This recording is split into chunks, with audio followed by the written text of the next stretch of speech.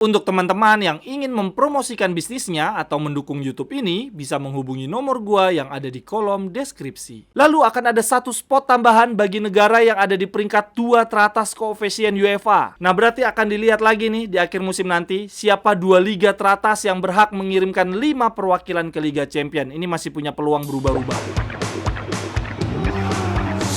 Jerewetan ceking kita, nyerewetin apa aja. Teman-teman, yang sedang kalian saksikan saat ini adalah Cerewetin Serie A. Apa kabar teman-teman tifosi semuanya? Kembali gua akan update Mercato teman-teman. Yang pertama dari Juventus. Media La Stampa mengatakan bahwa Juventus saat ini memiliki 44 pemain di skuad gokil. Allegri bahkan bisa membuat 4 tim berbeda. Akan tetapi, Direktur Sport Juve yang baru, Giuntoli, akan berusaha mengurangi jumlah pemain agar skuad dan neraca keuangan jauh lebih seimbang.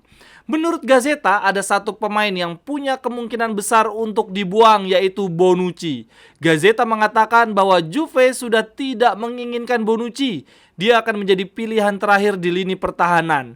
Allegri juga sudah meragukan level kebugaran dari Bonucci.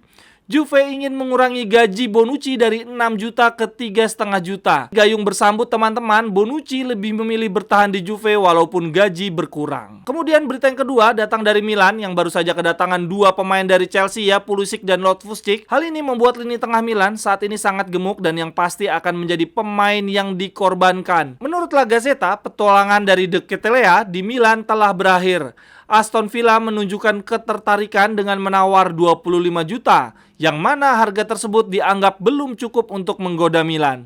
Namun saat ini negosiasi masih berlangsung. Anjir, De Ketelaere aja di harga 25 juta, Brozovic aja 20 juta masih ditawar lagi. Emang aneh banget nih Inter nih. Kemudian berita yang ketiga datang dari Napoli. Media Il Mattino mengatakan bahwa Napoli menetapkan harga Osimhen 200 juta. Gokil. Paris Saint-Germain tertarik untuk merekrut Osimhen tetapi tidak ingin mengeluarkan uang sejumlah itu. Kemudian Napoli juga mendapatkan tawaran menarik untuk Zielinski dari Al Ahly di harga 20-25 juta. Gaji yang ditawarkan untuk Zielinski adalah 12 juta per tahun. Wah, ini jelas lah, pasti 2-3 kali lipat dibandingkan gaji yang bisa didapatkan pemain di Serie A. Nah, bila Zielinski pergi, Napoli sudah menentukan penggantinya antara Samardzic atau Maxim Lopez dari Sassuolo. Kemudian berita yang keempat datang dari AS Roma teman-teman. Media Il Messaggero mengatakan bahwa liburan musim panas ini dijadikan sebagai momen pemulihan cedera bagi para pemain Roma. Aduh, kasihan banget. Akan tetapi bahkan sampai menjelang persiapan pramusim saat ini skuad Roma belum komplit, masih banyak yang cedera. Kasihan banget. Kemudian masih dari Roma, Chelsea mempertimbangkan untuk merekrut Paulo Dybala dengan harga rilis clause yang relatif murah ya, cuma 12 juta dan valid sampai dengan 30 Juli. Ini artinya bila ada klub non-Italia ingin merekrut Dybala di harga yang murah ya, cuma 12 juta, harus dilakukan sebelum 30 Juli, sebelum akhir bulan. Akan tetapi Dybala sudah menegaskan ya bahwa dia akan bertahan sampai dengan kontrak habis. Kemudian berita yang kelima datang dari Sergej Milinkovic-Savic yang akhirnya memutuskan pindah dari Lazio bergabung ke Al Hilal dengan biaya transfer 40 juta sesuai dengan harapannya Lotito ya. Lotito sudah sejak awal menetapkan harga Milinkovic-Savic 40 juta dan harus cash, tidak boleh ada pertukaran pemain. Juve dan Inter tidak menyanggupi itu. Dan akhirnya yang menyanggupi cuma klub dari Arab Saudi dan menurut gue ini sangat menyedihkan. Salah satu gelandang terbaik di Serie A di usia dia yang masih sangat muda, usia keemasan 28 tahun harus pindah ke Arab Saudi.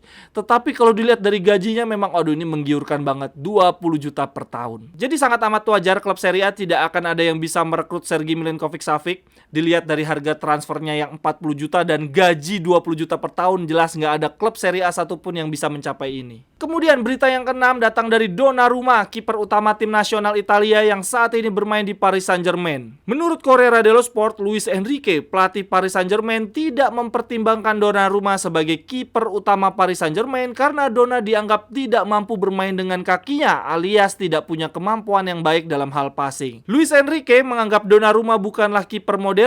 Oleh karena itu, Paris Saint-Germain sedang mencari kiper lainnya. Akan tetapi sejauh ini Donnarumma tidak ingin pergi dari Paris Saint-Germain, tidak ingin melepas gaji 10 juta per tahun begitu saja. Nah, menurut teman-teman gimana nih? Apakah Donnarumma akan kembali ke Serie A? Tetapi dengan gaji 10 juta per tahun, rasa-rasanya yang sanggup memenuhi itu cuma Juve, dan Juve saat ini tidak bermain di kompetisi Eropa dan masih punya kiper yang bagus. Jadi kayaknya di musim ini masih mustahil ya Donnarumma ke Juve. Kemudian klub besar Italia lainnya yang sedang butuh kiper sebetulnya Inter, tetapi sudah pasti Inter nggak akan sanggup menggaji 10 juta per tahun. Kalau seperti ini rasa-rasanya Donnarumma di usia yang jauh lebih muda dibandingkan Sergej Milinkovic-Savic mungkin akan ke Arab. Kemudian berita yang ketujuh datang dari media Repubblica. Mereka membuat rangkuman tersendiri nih untuk bursa transfer. Mereka bilang begini, Rodrigo, pemain Leeds, akan menjadi incaran Inter bila Korea terjual. Kemudian Atalanta dan Juventus berduel memperebutkan Greenwood. Kemudian Republika juga mengatakan Napoli dan Kilman sudah sepakat dengan gaji 2,7